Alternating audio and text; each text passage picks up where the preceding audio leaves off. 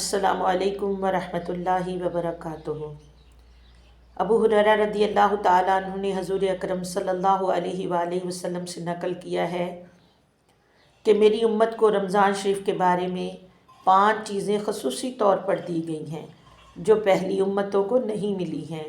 Number 1 یہ کہ ان کے منہ کی بدبو اللہ کے نزدیک مشک سے بھی زیادہ پسندیدہ ہے۔ نمبر 2 یہ کہ ان کے لیے دریا کی مچھلیاں تک دعا کرتی ہیں اور افطار کے وقت تک کرتی رہتی ہیں۔ جنت ہر روز ان کے لیے آراستہ کی جاتی ہے۔ پھر حق تعالی جل شانہ فرماتا ہے، قریب ہے کہ میرے نیک بندے دنیا کی مشقتیں اپنے اوپر سے پھینک کر تیری طرف آئیں۔